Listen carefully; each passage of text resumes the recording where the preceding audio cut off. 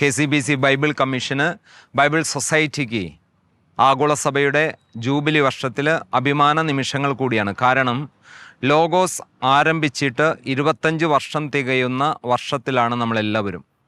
2000 മഹാജൂബിലി വർഷത്തിലാണ് ലോകത്തെ മുഴുവൻ സ്വാധീനിച്ച ലോഗോസ് കിസ് ആരംഭിക്കുന്നത്. ഇന്നിപ്പോൾ 25 വർഷം കഴിഞ്ഞ് ഒത്തിരിയേറെ ജനത്തിന് ബൈബിൾ സ്നേഹത്തോടെ കൊടുക്കുന്നതിനുള്ള യജ്ഞമായി മാറിക്കഴിഞ്ഞിരിക്കുന്നു. ഈ ജൂബിലി വർഷത്തിൽ 4,75,000 പേരാണ് പങ്കെടുത്തത്. ആ 4,75,000 പേരിൽ നിന്നും ലോഗോസ് ചാമ്പ്യനെ, ലോഗോസ് പ്രതിഭയെ കണ്ടെത്തുന്ന മത്സരങ്ങൾ ആരംഭിക്കുകയാണ്. ലോഗോസ് ജനഹൃദയങ്ങൾ ഏറ്റെടുത്തിരിക്കുന്ന ലോകത്തിലെ തന്നെ ഏറ്റവും വലിയ ക്വിസ് പ്രോഗ്രാമായി മാറിക്കഴിഞ്ഞിരിക്കുന്നു. ഓരോ വർഷവും 5 ലക്ഷം പേര് ഒരേ സമയം ബൈബിൾ പഠിച്ച് മത്സരത്തിനൊരുങ്ങുന്ന ഒരു യജ്ഞം ലോകത്തിലെവിടെയും കാണാൻ സാധിക്കത്തില്ല. സമാനതകളില്ലാത്ത ഒരു ബൈബിൾ പഠന കളരിയായി ലോഗോസ് ക്വിസ് മാറിയിരിക്കുന്നു. ലോകത്തിലെ മറ്റ് സഭകൾക്കെല്ലാം അത്ഭുതമുളവാക്കുന്ന, അല്ലെങ്കിൽ അവർക്കെല്ലാം വലിയ സന്തോഷമുളവാക്കുന്ന ഒരു യജ്ഞമായിട്ട് ലോഗോസ് ക്വിസ് എന്നും അതിൻ്റേതായ സ്വാധീനം കേരള സഭയിൽ നടന്നു വരുന്നു. മറ്റു ഭാഷകളിൽ, മലയാളത്തിലും ഇംഗ്ലീഷിലും തമിഴിലും കന്നഡയിലും ലോഗോസ് ക്വിസ് നടത്തപ്പെടുന്നു. എല്ലാവരും ലോഗോസ് ക്വിസിനെ സ്നേഹിക്കണം. ബൈബിൾ മറ്റുള്ളവരിലേക്ക് കൊടുക്കുന്നതിനുള്ള വലിയ ഉപാധിയായിട്ട് മാറ്റണം. ഈ ലോഗോസ് ക്വിസ് ജൂബിലി വർഷത്തിൽ വലിയ അനുഗ്രഹമാകട്ടെ കേരള സഭയ്ക്ക്. ഈശോ മിശിഹായ്ക്ക് സ്തുതിയായിരിക്കട്ടെ. ക്രിസ്തുവിൽ പ്രിയ പ്രേക്ഷകരെ, ലോഗോസ് ക്വിസ് പ്രതിഭാ മത്സരവേദി 2025 ഏവർക്കും സ്വാഗതം. നമ്മുടെ രണ്ടാമത്തെ റൗണ്ടിന്റെ പേരെന്താണ് വെച്ചാ? നമ്മുടെ രണ്ടാമത്തെ റൗണ്ടിന്റെ പേര് ഹപ്പാക്സ് എന്നാണ്.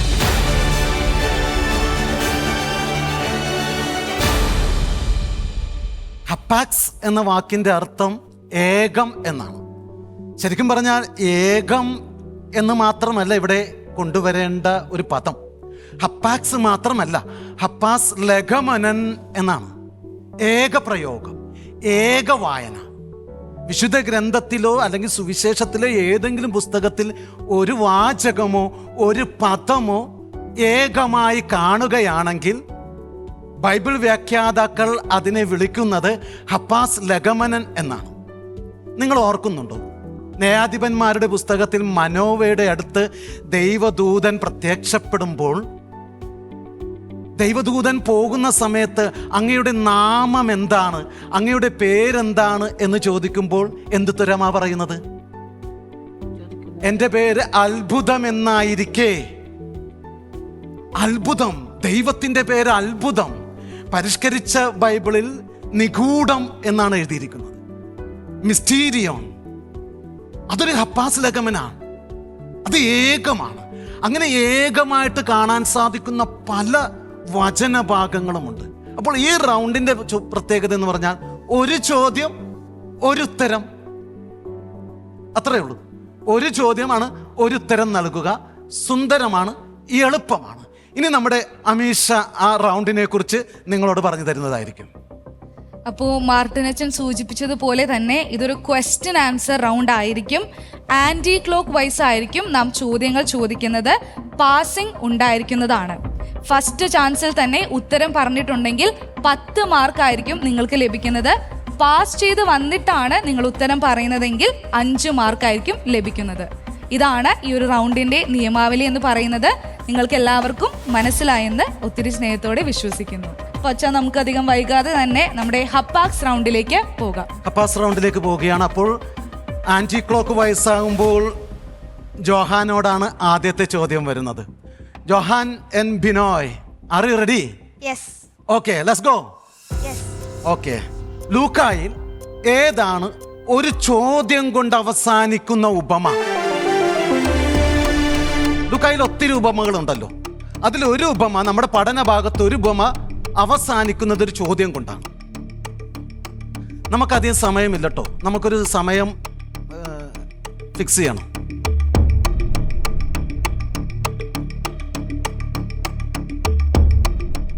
പാസ് ചെയ്യുന്നു, അടുത്ത ആളിലേക്ക് പോകുന്നു. ലൂക്ക 18-ാം അധ്യായം 18-ാം അധ്യായത്തിൽ പറയുന്ന വിധവയുടെയും ന്യായാധിപന്റെയും ഉപമ. ഏത് ചോദ്യമാണ്? എങ്കിലും മനുഷ്യപുത്രൻ വരുമ്പോൾ ഭൂമിയിൽ സമാധാനം കണ്ടെത്തുമോ, വിശ്വാസം കണ്ടെത്തുമോ? വിശ്വാസം കണ്ടെത്തുമോ? ഉത്തരം വളരെ രസകരമായി ശരി ഉത്തരം പറഞ്ഞിരിക്കുന്നു. ന്യായാധിപന്റെയും വിധവയുടെയും ഉപമയുടെ അവസാനമാണ് ഒരു ചോദ്യം നമ്മൾ കാണുന്നത്. എങ്കിലും മനുഷ്യപുത്രൻ വരുമ്പോൾ ഇവിടെ വിശ്വാസം ഉണ്ടാകുമോ? വളരെ മനോഹരമായി നിഫി ജി പോൾ ഉത്തരം പറഞ്ഞിരിക്കുകയാണ്. ഇത് പാസിംഗ് ആയതുകൊണ്ട് ഇതിനൊരു 5 മാർക്ക് നമ്മൾ നൽകുന്നതായിരിക്കും. അപ്പോൾ നിഫി ജി പോൾ എല്ലാവിധ ആശംസകളും എല്ലാവിധ നന്മകളും നേരുകയാണ്. 5 മാർക്ക് ലഭിച്ചിരിക്കുന്നു. വലിയൊരു കൈയടി നമുക്ക് കൊടുക്കാം.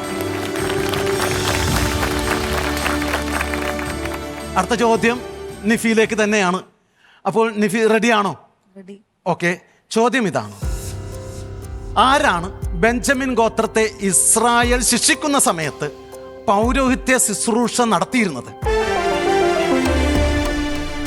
അഹറോന്റെ പുത്രനായ എലയാസറിന്റെ പുത്രൻ ഫിനെഹാസ്. അഹറോന്റെ പുത്രനായ എലഹാസിന്റെ പുത്രൻ ഫിനെഹാസ്. ഫിനെഹാസ്. ഉത്തരം ശരിയാണ്. ഉത്തരം വളരെ മനോഹരമായിട്ട് പറഞ്ഞിരിക്കുകയാണ്. അടിച്ച് കയറി വരികയാണ് കേട്ടോ. നോക്കുക, എലയാസറിന്റെ പുത്രൻ ആരാണ് ബെഞ്ചമിൻ ഗോത്രത്തെ ഇസ്രായേൽ ശിക്ഷിക്കുന്ന സമയം? നോക്കാം, ഒരു നികൃഷ്ടമായൊരു സംഭവമായിരുന്നു അന്ന് നടന്നത്.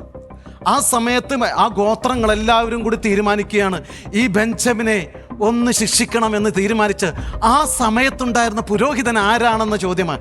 കടുപ്പമുള്ള ചോദ്യം തന്നെയാണ്, പക്ഷെ നല്ല മനോഹരമായിട്ട് ഉത്തരം പറഞ്ഞു, വ്യക്തമായിട്ട് ഉത്തരം പറഞ്ഞു. എലയാസറിന്റെ പുത്രൻ ഫിനെഹാസ്. അതിനാൽ നിഫി ജി പോളിന് എല്ലാവരും വലിയൊരു കയ്യടി കൊടുക്കുക.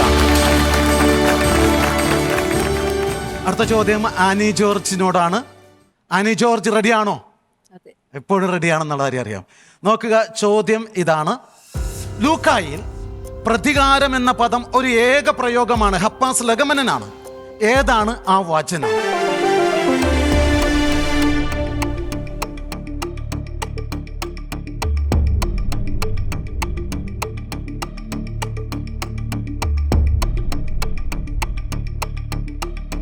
പാസ് ചെയ്യുന്നു. അടുത്ത ആളിലേക്ക് പോകുന്നു.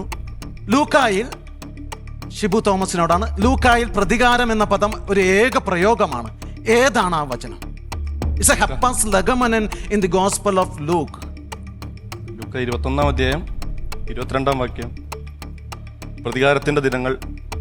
21-ാം അധ്യായം 22-ാമത്തെ വചനം. ഓക്കെ, ഒന്ന് പറയാൻ സാധിക്കും? കാരണം എഴുതപ്പെട്ടിരിക്കുന്നവയെല്ലാം പൂർത്തിയാകേണ്ട പ്രതികാരത്തിന്റെ ദിനങ്ങളാണവ. കാരണം ശരി ഉത്തരമാണ് പറഞ്ഞിരിക്കുന്നത്. വലിയൊരു കയ്യടി കൊടുക്കുക. കാരണം, ആ കാരണം പോലും പറഞ്ഞിട്ടു. കാരണം എഴുതപ്പെട്ടവയെല്ലാം പൂർത്തിയാകേണ്ട പ്രതികാരത്തിന്റെ ദിവസങ്ങളാണ് അവ.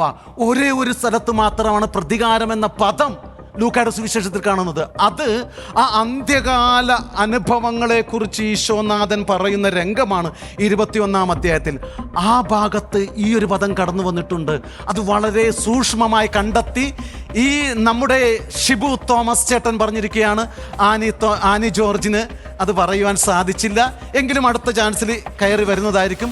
അതുകൊണ്ട് തന്നെ ആനി ജോർജിന് 0-ഉം ഷിബു തോമസിന് 5 മാർക്കും നൽകുകയാണ്. അപ്പോൾ എല്ലാവരും വലിയൊരു കയ്യടി കൊടുക്കുക. ഷിബു തോമസിനോടാണ് അടുത്ത ചോദ്യം. റെഡിയാണല്ലോ? ഇപ്പോൾ ഒരു ഉത്തരം പറഞ്ഞ് നല്ലൊരു ഊർജത്തിൽ നിൽക്കുകയാണ്. നമ്മൾക്ക് പോകാം. ഇതാ, മോശ, സാമുവൽ, ഏലിയ, യേശയ, ജെറമിയ, എസക്കിയേൽ തുടങ്ങിയ പ്രവാചകന്മാരെ കൂടാതെ പ്രഭാഷകൻ പ്രശംസിക്കുന്ന പ്രവാചകൻ ആരാണ്? മോശ, സാമുവൽ, ഏലിയ, യേശയ, ജെറമിയ, എസക്കിയേൽ തുടങ്ങിയ പ്രവാചകന്മാരെ കൂടാതെ പ്രഭാഷകൻ പ്രശംസിക്കുന്ന പ്രവാചകൻ ആരാണ്? എലീഷ. ഉത്തരം തെറ്റാണ്. അടുത്ത ആളിലേക്ക് നമ്മൾ പാസ് ചെയ്യുന്നു. പാസ് ചെയ്യുക. ഓക്കെ, ഷെർമി. അഹറോൻ ഇല്ല. ജോസിയ ജോസിയ ഒരു രാജാവാണ്. അടുത്തതിലേക്ക് മോനെ. ജോഷുവ. ജോഷുവയെയാണ് അവിടെ പറഞ്ഞിരിക്കുന്നത്.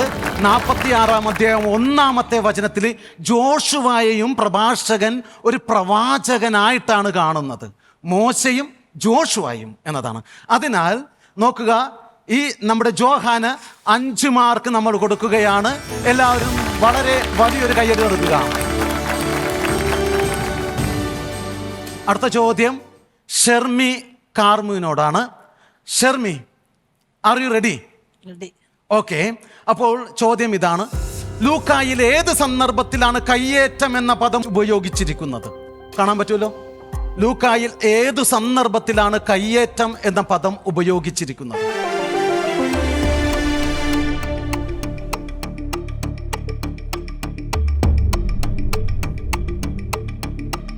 സമയം അതിക്രമിക്കുന്നു. ഓക്കെ. മുന്തിരിത്തോട്ടവും കൃഷിക്കാരുടെ ഉപമയില്. മുന്തിരിത്തോട്ടവും കൃഷിക്കാരുടെ ഉപമയും എന്നാണ് ഉത്തരം പറയുന്നത്. ഓക്കെ, ഉത്തരം ശരിയാണോ എന്ന് നമുക്ക് നോക്കാം. ഓക്കെ, ഉത്തരം ശരിയാണ്. വചനഭാഗം എന്ന് വെച്ചാൽ ലൂക്കായുടെ സുവിശേഷം 20-ാം അധ്യായം 10-ാമത്തെ വചനത്തിലാണ് കയ്യേറ്റം എന്ന പദം നമ്മൾ കാണുന്നത്. നോക്കുക, ലൂക്കായിൽ ഏത് സന്ദർഭം കയ്യേറ്റം എന്ന പദം അവിടെയാണ് കാണുന്നത്. വളരെ മനോഹരമായിട്ട് ഇത്തിരി സമയമെടുത്തുവെങ്കിലും ഷെർമി ഉത്തരം പറഞ്ഞിരിക്കുകയാണ്. വലിയൊരു കയ്യടി കൊടുത്ത് നമുക്ക് പ്രോത്സാഹിപ്പിക്കാം. അടുത്ത ചോദ്യം ജാൻവി, റെഡിയാണോ? Ready. Okay, okay. Let's go. Okay. എത്ര പ്രാവശ്യമാണ് പീലാത്തോസ് യേശുവിന് ഒരു കുറ്റവുമില്ല എന്ന് പറഞ്ഞത്?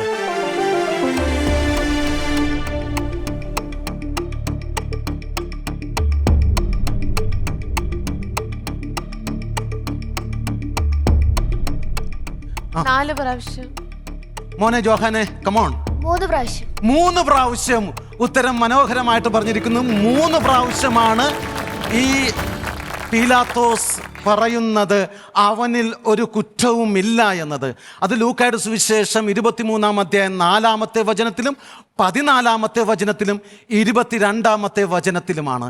അങ്ങനെയാകുമ്പോൾ നമ്മുടെ ജോഹാന് ഒരു 5 മാർക്കും കൂടി കിട്ടുകയാണ്. ജോഹാൻ തിരിച്ചു വരികയാണ്. നോക്കുക, ജോഹാൻ തിരിച്ചു വരുന്നു. ജോഹാൻ ഇപ്പോൾ 2 പ്രാവശ്യം 5 വെച്ച് കിട്ടിയില്ലേ? അപ്പോൾ നമ്മുടെ ഈ റൗണ്ട് അവസാനിച്ചിരിക്കുകയാണ്. നോക്കുക, ഇവിടെ ഒരു ശക്തമായൊരു മത്സരം തന്നെയായിരുന്നു. മറ്റുള്ളവർക്കും അവസരം കിട്ടുന്ന ഒരു മത്സരം തന്നെയായിരുന്നു. ഇവിടെ നല്ലപോലെ ഇപ്പോൾ പിന്നിലായിരുന്നവർക്ക് സ്കോർ ചെയ്യാൻ സാധിച്ചിട്ടുണ്ട് എന്ന് വിചാരിക്കുക. എല്ലാവർക്കും ഏകദേശം ഇത്തിരി മാർക്ക് കിട്ടിയിട്ടുണ്ട് എന്ന് ഞാൻ കരുതുകയാണ്. ആരും 0-ത്തിലല്ല എന്ന് വിചാരിക്കുകയാണ്. So let's see what are the marks they have got. Let's make a big applause. Let's come on. അങ്ങനെ നമ്മുടെ ക്വിസിന്റെ റൗണ്ട് 2 ഹപ്പാക്സ് റൗണ്ട് അവസാനിക്കുമ്പോൾ നമ്മുടെ സ്കോർ ബോർഡ് എങ്ങനെയാണെന്ന് നമുക്ക് നോക്കാം. അതിഗംഭീരമായ ഒരു റൗണ്ട് തന്നെയായിരുന്നു ഈ 2ാമത്തെ റൗണ്ട് എന്ന് പറയുന്നത്, അല്ലേ? എങ്ങനെയുണ്ടായിരുന്നു ഈ ഒരു റൗണ്ട്? ടഫായിരുന്നോ? ടഫ് റൗണ്ട് ആയിരുന്നു ഇത്. വിഷമിക്കേണ്ട, ഈ ഒരു റൗണ്ടിൽ സ്കോർ ചെയ്യാൻ സാധിച്ചില്ലെങ്കിലും നമ്മൾ അടുത്ത റൗണ്ടിൽ സ്കോർ ചെയ്യുന്നതായിരിക്കും. അങ്ങനെ നമ്മുടെ ഹപ്പാക്സ് റൗണ്ട് അവസാനിക്കുമ്പോൾ നമ്മുടെ സ്കോർ ബോർഡ് ഇങ്ങനെയാണ്. ജാൻവി ആൻഡ് ജോസി ഈ ഒരു റൗണ്ടിൽ സ്കോർ ചെയ്യാൻ സാധിച്ചിട്ടില്ല. അടുത്ത റൗണ്ടിൽ സ്കോർ ചെയ്യാൻ സാധിക്കട്ടെ എന്ന് ആശംസിക്കുന്നു. ഷെർമി കാർമു 10 മാർക്ക്, ഷിബു തോമസ് 5 മാർക്ക്, ആനി ജോർജിനും ഈ ഒരു റൗണ്ടിൽ സ്കോർ ചെയ്യാൻ സാധിച്ചിട്ടില്ല. അടുത്ത റൗണ്ടിൽ സ്കോർ ചെയ്യാൻ സാധിക്കട്ടെ എന്ന് ആശംസിക്കുന്നു.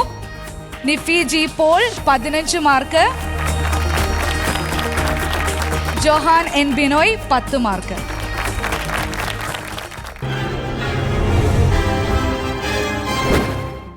അങ്ങനെ അതിഗംഭീരമായ 2 റൗണ്ടുകൾ അവസാനിക്കുന്നു. നമ്മുടെ 3ാമത്തെ റൗണ്ടിലേക്ക് നാം പ്രവേശിക്കുകയാണ്. നമ്മുടെ 3ാമത്തെ റൗണ്ടിന്റെ പേരാണ് കോൺഫ്ലേഷൻ റൗണ്ട്.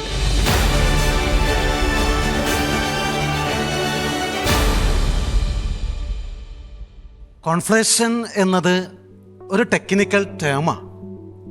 പ്രത്യേകിച്ച് ടെക്സ്ച്വൽ ക്രിറ്റിസിസത്തിൽ പാഠനിരൂപണങ്ങളിൽ കാണാൻ സാധിക്കുന്ന ഒരു പദമാണ്.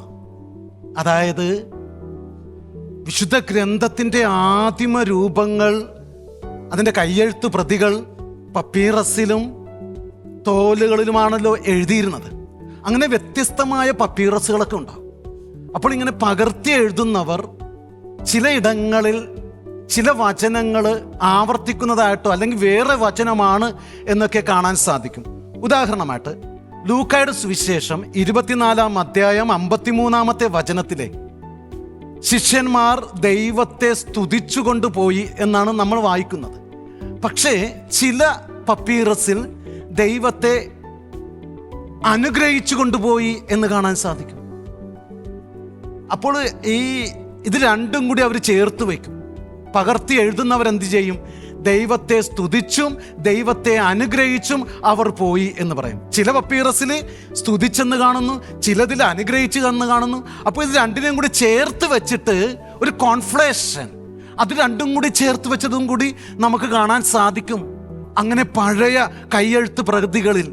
അതിനാൽ അങ്ങനെയുള്ള സംഗതികളും കൂടി ഉണ്ട് എന്ന് ഓർക്കുക. അത് ഈ ലാഡർ റൗണ്ടിന് ആ ഒരു പേര് വന്നത് എന്താണ്? എന്തുകൊണ്ടെന്നാൽ ഒരു ചോദ്യം നിങ്ങളോട് ചോദിക്കും, ഒരു ചോദ്യം ചോദിക്കും. ആ ചോദ്യത്തിന് ഉത്തരം പറയുകയാണെങ്കിൽ അടുത്ത ചോദ്യത്തിലേക്ക് പോകും. അടുത്ത ചോദ്യത്തിൻ്റെ ഉത്തരം 2 ഉത്തരങ്ങളായിരിക്കും. ഞാൻ പറയുന്നത് പിടികിട്ടുന്നുണ്ടോ? ആദ്യം ഒരു ചോദ്യം ചോദിക്കും, ആ ചോദ്യത്തിന് ഒരു ഉത്തരമാണ്.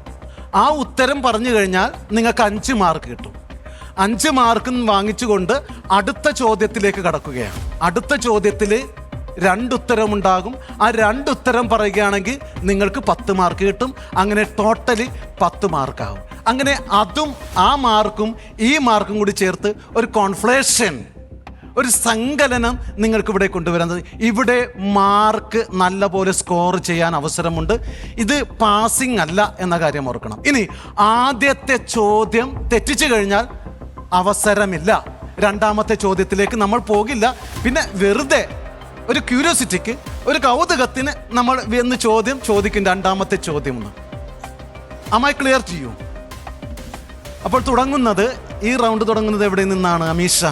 നമ്മൾ ക്ലോക്ക് വൈസ് ആയിട്ടായിരിക്കും ഈ ഒരു റൗണ്ട് സംഘടിപ്പിക്കുന്നത്. അച്ഛൻ സൂചിപ്പിച്ചതുപോലെ ഈ ഒരു റൗണ്ടിൽ പാസിംഗ് ഉണ്ടായിരിക്കുന്നതല്ല. അപ്പോൾ നമുക്ക് ജാൻവിയിൽ നിന്നും തുടങ്ങാം അല്ലേ? അതെ അച്ഛൻ. ജാൻവി ആണ്. ജാൻവി റെഡി ആണോ? റെഡി. ഓക്കെ, ചോദ്യം ഇതാ.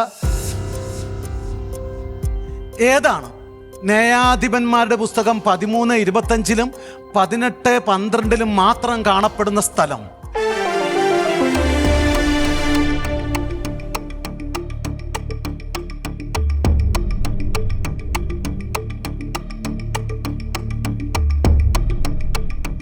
ന്യായാധിപർ 13:25 18:12. സോറ. മോളെ ഉത്തരം തെറ്റ് തന്നെയാണ്. ഓക്കെ, അപ്പോൾ കുട്ട അതിൻ്റെ ഉത്തരം ശരിക്കും പറഞ്ഞാൽ മഹനേദാൻ എന്നാണ്. ഓക്കെ, മഹനേദാൻ എന്നൊരു ഉത്തരം മോള് തരേണ്ടതായിരുന്നു. ആ ഉത്തരം തരാത്തത് കൊണ്ട് അടുത്ത ചോദ്യത്തിലേക്ക് നമുക്ക് പോകാൻ പറ്റില്ല, ലാഡർ കയറാൻ സാധിക്കില്ല. എങ്കിലും നമ്മൾക്കൊരു കൗതുകത്തിന് വേണ്ടി അടുത്ത ചോദ്യം ഒന്ന് ചോദിക്കുക. മോക്ക് ഉത്തരം പറയാൻ പറ്റുമെങ്കിൽ അത് മോക്ക് ഒരു എനർജി ആയിട്ട് വരും. പക്ഷെ മാർക്ക് തരില്ല കേട്ടോ. ഓക്കെ ഓക്കെ, അപ്പോൾ അടുത്ത ചോദ്യം ഇങ്ങനെയാണ്. ഏതു ഗോത്രങ്ങളിലാണ് കാവൽ ഗോപുരം എന്നർത്ഥമുള്ള മിസ്പ എന്ന സ്ഥലമുള്ളത്? 2 ഉത്തരം കിട്ടണം. ഗിലെയാദ്, മനാസെ. ഗിലെയാദ്, മനാസെ. നല്ലൊരു കൈയടി കൊടുത്തു, നല്ലൊരു കൈയടി കൊടുക്കുക. ഗിലെയാദ് മനാസെ എന്നാണ് പറഞ്ഞത്.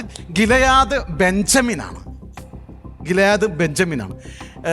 ഇത് പറഞ്ഞിരുന്നെങ്കിൽ ആദ്യത്തത് ഉത്തരം പറഞ്ഞിരുന്ന് ഇതും ഈ ഒരു ഉത്തരമായിരുന്നെങ്കിൽ ഒരു 10 മാർക്ക് സ്കോർ ചെയ്യാമായിരുന്നു. പക്ഷേ നമുക്ക് അടുത്തതിന് പിടിക്കാം അല്ലേ? 15 മാർക്ക് പോയാലും സാധ്യതയില്ല, നമുക്ക് പിടിക്കാം. അപ്പോൾ Shermi, Karmu, are you ready? Ready. റെഡിയാണല്ലോ. അപ്പോൾ ഇതേ ചോദ്യം വരികയാണ്. ഏതു ഗോത്രത്തിന്റെ ഭാഗമാണ് പിറദോൻ?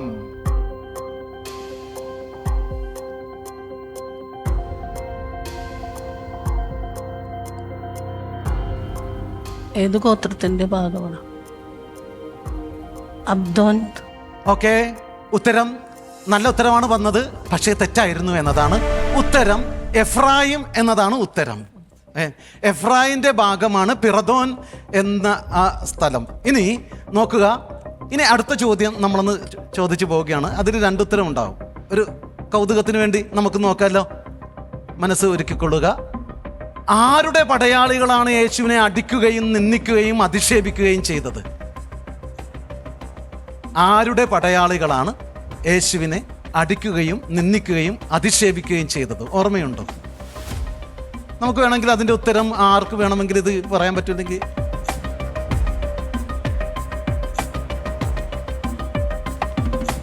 ഓക്കെ, വെറുതെ ജസ്റ്റ് ഫോർ ഹൊറർ എന്നൊക്കെ പറയില്ലേ, അതുപോലെ ഒന്ന് ഏതാണ് ഓർമ്മയുണ്ടോ? കിട്ടുന്നുണ്ടോ? വെറുതെ തമാശക്ക്. യേശുവിന് കാവൽ നിന്നവർ എന്നാണ് അതില് അതുണ്ട്. യേശുവിന് കാവൽ നിന്നവര് പീലാത്തോസിന്റെ പടയാളികളായിരുന്നു. ഇല്ല, പീലാത്തോസിന്റെ പടയാളികളല്ല. പ്രധാന പുരോഹിതന്റെ കാവൽക്കാരും ഹെറോദോസിന്റെ പടയാളികളുമാണ് ഈശോയെ അടിക്കുകയും നിന്ദിക്കുകയും ചെയ്യുന്നത് എന്നതാണ്. ഓക്കെ, എനിവേ നമുക്ക് ഷെർമി കാർമൂന് നല്ലൊരു കയ്യടി കൊടുക്കാം. 15 മാർക്ക് സ്കോർ ചെയ്യേണ്ടതായിരുന്നു. ആദ്യത്തെ ഉത്തരം പറയാൻ സാധിക്കാതിരുന്നതുകൊണ്ടും രണ്ടാമത്തെ ഉത്തരത്തിലേക്ക് വരാൻ പറ്റാതിരുന്നത് കൊണ്ടും മാത്രമാണ്. ഇനി ഷിബു തോമസ്, നല്ലൊരു ചോദ്യമാണ് ഷിബു തോമസിന് വരാൻ പോകുന്നത്. നോക്കുക, ന്യായാധിപർ 21:19 പ്രഭാഷകൻ 50:26 പ്രതിപാദിക്കുന്ന സ്ഥലനാമം ഏത്? ഷെക്കേം. ഷെക്കേം. വാവ്, കയ്യടി കൊടുക്കുക. നല്ലൊരു ഉത്തരമാണ് പറഞ്ഞിരിക്കുന്നത്. ഉത്തരം വളരെ മനോഹരമായിട്ട് പറഞ്ഞു.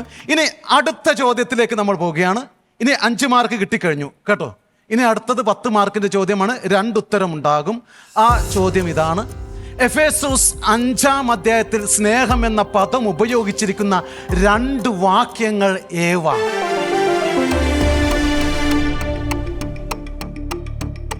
എഫേസോസ് 5-ാം അധ്യായത്തിൽ സ്നേഹം എന്ന പദം ഉപയോഗിച്ചിരിക്കുന്ന 2 വാക്യങ്ങൾ ഏവ? ക്രിസ്തു സഭയെ സ്നേഹിക്കുകയും അവളെ വിശദീകരിക്കുകയും ചെയ്തതുപോലെ. വാക്യമാണ് കുട്ടാ പറയേണ്ടത്. 5:25, 5:33. 5:25, 5:33. വളരെ ശരിയായ ഉത്തരമാണ് ഷിബു തോമസ് നമ്മളോട് പറഞ്ഞിരിക്കുന്നത്. 5:25 ക്രിയയാണ് കാണാൻ സാധിക്കുന്നത്.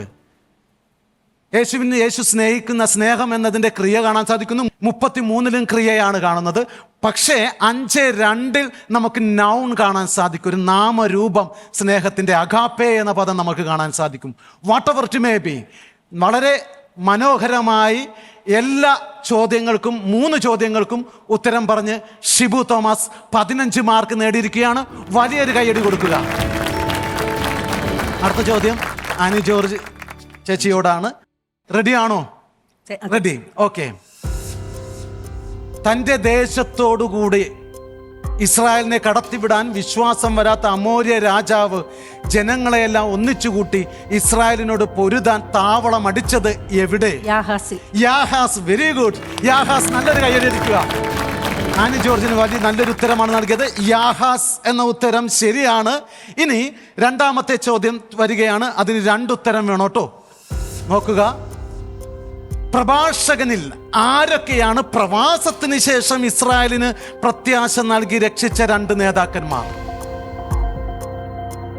പ്രഭാഷകനിൽ ആരൊക്കെയാണ് പ്രവാസത്തിന് ശേഷം ഇസ്രായേലിന് പ്രത്യാശ നൽകി രക്ഷിച്ച 2 നേതാക്കന്മാർ? എസക്കിയ. 2 പേരുടെ പേര് വേണം. ദാവീദ്. ഉത്തരം ശരിക്കും പറഞ്ഞാൽ സെർബബാൽ, യശുവ, നെഹമിയ. 3 പേരാണ് അവിടെ ഉള്ളത്. പ്രവാസത്തിന് ശേഷം അവരെ ശക്തിപ്പെടുത്തിയ നേതാക്കന്മാർ സെർബാബേൽ, യശുവ, നെഹമിയ എന്നതാണ്. അപ്പോൾ രണ്ടാമത്തെ ഉത്തരം 10 മാർക്കിന്റെ ഉത്തരം പറയാൻ സാധിക്കില്ല. 2 പേര് പറഞ്ഞാൽ മതിയായിരുന്നു. നെഹമിയയോ സെറുബാബയിലോ പറഞ്ഞാൽ മതിയായിരുന്നു. പറയാൻ സാധിക്കാതിരുന്നത് കൊണ്ട് 5 മാർക്കാണ് ആനി ജോർജ് ചേച്ചി നേടിയിരിക്കുന്നത്. എല്ലാവരും വലിയൊരു കയ്യടി കൊടുക്കുക. അടുത്ത ചോദ്യം നിഫി ജി പോളിലേക്ക് പോവുകയാണ്. നിഫി ജി പോൾ, റെഡിയാണോ? റെഡി. അപ്പോൾ ചോദ്യം ഇതാണ്: ലായിഷ് എന്ന പട്ടണം പിന്നീട് അറിയപ്പെട്ടത് ഏതു പേരിൽ? ദാൻ. വൗ, വളരെ എളുപ്പം, വളരെ നിസ്സാരം, വളരെ സുന്ദരമായിട്ടാണ് ഒരു ലാഘവത്തോടു കൂടി ഇങ്ങനെ ഒഴുകി വരുന്നതാണ് ഉത്തരം. വളരെ മനോഹരമായിട്ട് പറഞ്ഞു. ദാൻ എന്ന ഉത്തരം പറഞ്ഞു കഴിഞ്ഞിരിക്കുകയാണ്. ഇനി അടുത്ത ചോദ്യത്തിലേക്ക് പോവുകയാണ്. ഇപ്പോൾ 5 മാർക്ക് വാങ്ങിക്കഴിഞ്ഞു. ഇനി 2 ഉത്തരങ്ങളാണ് പറയേണ്ടത് ഒരു ചോദ്യത്തിന്. ചോദ്യം ഇതാണ്: എഫേസോസ് ലേഖനത്തിൽ അപ്പോസ്തലൻ സാത്താന് നൽകുന്ന അധികാര വിശേഷണങ്ങൾ ഏവ? അനുസരണക്കേടിന്റെ മക്കളിൽ പ്രവർത്തിക്കുന്ന തിന്മയുടെ അരൂപിയായ അന്തരീക്ഷ ശക്തികളുടെ അധീശൻ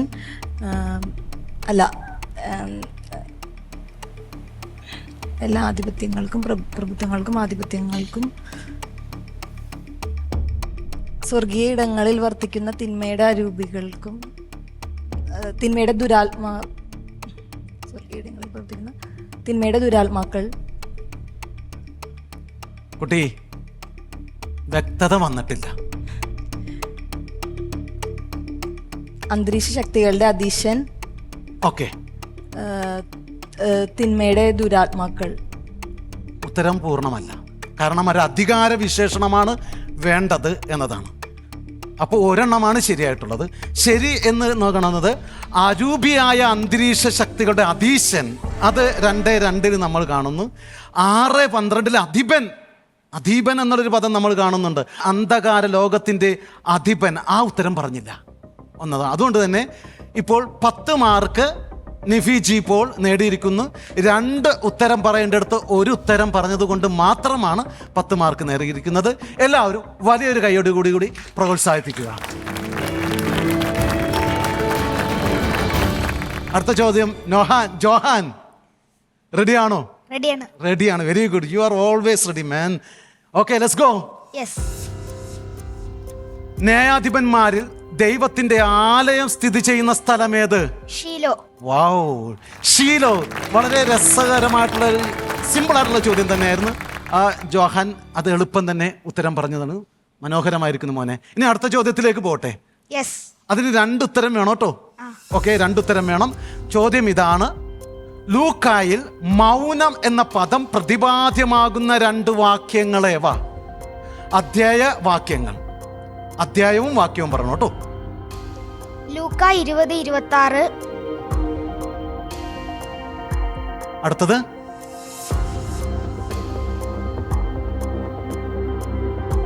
മോനെ വിടുന്നു. ഓക്കെ, സമയം ഏകദേശമായി. ആർക്കെങ്കിലും ഒന്ന് പറയാൻ പറ്റുമോ അടുത്ത വചനം ഏതായിരിക്കും? 19:40 ഉണ്ടെന്നുള്ളതാണ്. ശരിയാണ്. ഓക്കെ, നോക്കുക.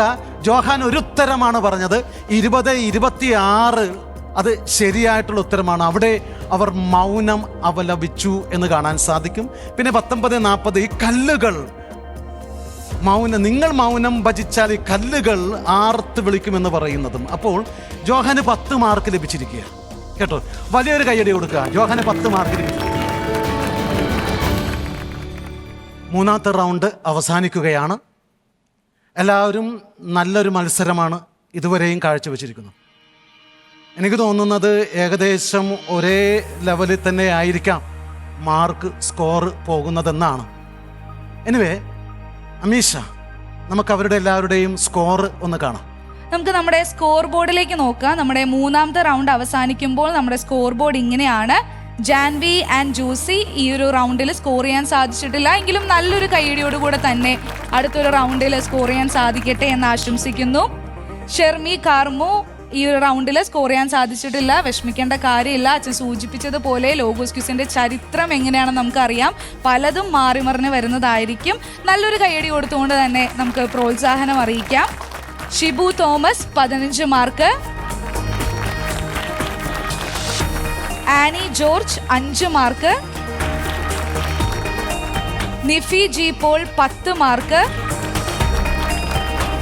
Johan N Binoy 10 mark.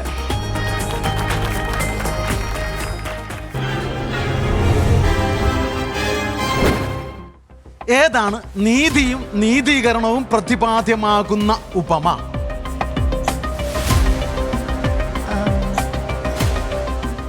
നീതീകരണം ചുങ്കക്കാരൻ്റെയും ഫരിസേന്റെയും ഉപമ. 10 നാണയത്തിൻ്റെ ഉപമയുടെ അവസാനം ഒന്നാമത്തെ ഭൃത്യന്റെ കരങ്ങളിൽ എത്ര നാണയങ്ങൾ അവശേഷിക്കുന്നുണ്ട്? 11 നാണയങ്ങൾ.